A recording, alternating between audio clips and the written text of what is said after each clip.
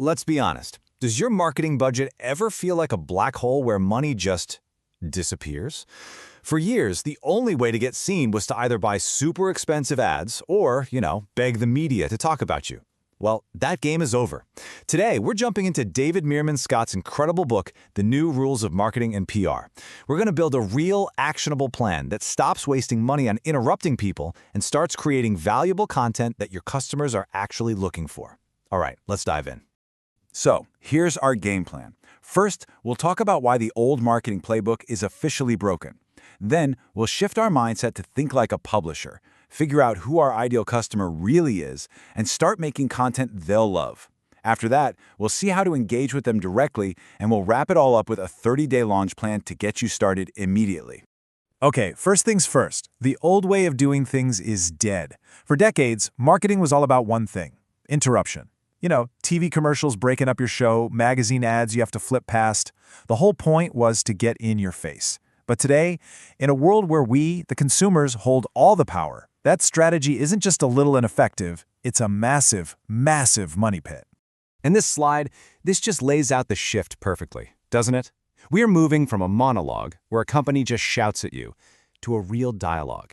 Instead of blasting out these one-way, self-centered ads, the new rules are all about earning attention. It's a pull, not a push. You're creating genuinely helpful content that draws people in, instead of just trying to sell them something. This brings us to probably the biggest, most important idea in the entire book.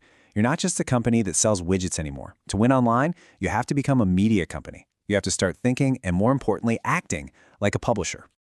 So what does that actually mean, to act like a publisher? Well, it's not about hype or spin. It's about being incredibly useful. The whole goal is to create content that's so good, so valuable, that you naturally become a trusted leader in your space, delivering the right answers at the exact moment your audience needs them. Now, you might be thinking, okay, that sounds great for some cool tech startup, but what if you're in a less than glamorous industry? Let's look at a case study that proves this strategy works for literally anyone, even a business built on something as boring as concrete. So how did a concrete company do it? They didn't buy a bunch of flashy ads. No.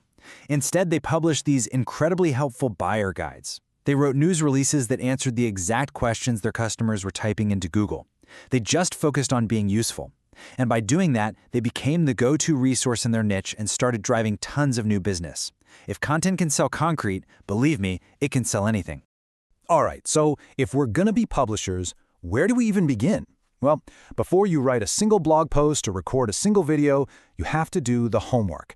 You have to know in pretty serious detail exactly who you're creating all this content for. If you skip this step, you're just throwing stuff at a wall and hoping it sticks. And this is where the buyer persona comes in. Now, this is not just some vague demographic like, oh, we sell to men between 25 and 40. No way. A buyer persona is a deep, semi-fictional profile of your perfect customer. It's about really understanding their goals, their biggest challenges, and what makes them tick, all based on real research and data from your actual customers. To build a persona that's actually useful, you gotta answer these questions. What keeps them up at night? What are their biggest problems? And this is a big one. What exact words and phrases do they use to talk about it? Where do they already hang out online looking for answers? And do they prefer watching videos, reading articles, or listening to podcasts? Answering these gives you a clear roadmap for everything you create. Okay, once you've got your buyer personas figured out, it's time for the fun part, creating content. And I want you to remember this phrase. On the web, you are what you publish. It's so true. Your content isn't just marketing fluff, it is your brand. Every single thing you put out there helps define who you are in your customers' minds. This right here is so important. Great content is never about you. It's always about them. It has to start with their problems. The stuff that fails, as the book points out, is just an egocentric display of your products and services. You have to educate and inform first. Build that trust. Only then can you introduce what you sell as one of the solutions. And look at this. You have a whole toolkit of options to work with. You've got blogs, ebooks, videos, podcasts, the list goes on. The real key here is not to do everything, but to pick the formats that your buyer personas actually want. If your audience loves watching videos, you should probably be making videos, not just writing long reports. You have to meet them where they are. You know, when you start publishing truly valuable content, something really amazing starts to happen. You get to completely bypass the old gatekeepers, the ad agencies and media outlets that you used to have to pay a fortune to. You can connect directly with your audience, and that direct connection, well, it leads to some incredibly powerful results. So check out this number, $11,000. Just sitting there by itself. Kind of makes you wonder, right? What is that all about? Well, it's a perfect example of what direct engagement can do. This is the story of a musician named Amanda Palmer. Over time, she had built a real, authentic community with her fans on Twitter. So one day, when she needed some support, she didn't take out an ad in a magazine. She just asked her followers. And the result? She made $11,000 in 2 hours. That's the power of building a real relationship with your audience. Or how about this one, the famous Mentos and Diet Coke videos? The company didn't make those videos, but instead of sending out lawyers or trying to shut them down, the team at Mentos did something brilliant. They just embraced it. They chose to participate in the fun, and it turned into a global marketing phenomenon that didn't cost them a single dime.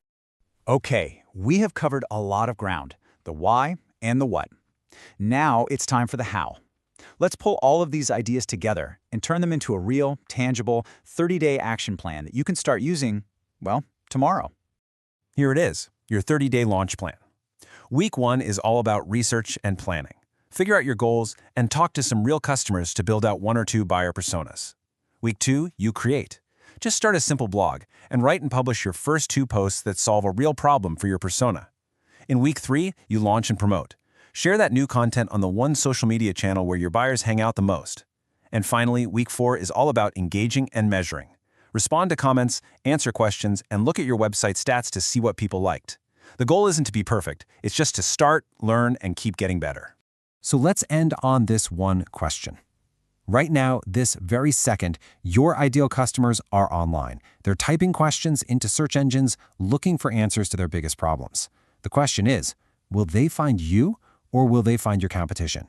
Because online, you really are what you publish. Make sure you're publishing something worth finding. Subscribe for more actionable executive summaries, and if you want deeper insights and exclusive content, support the channel on Patreon. You'll find the link in the description.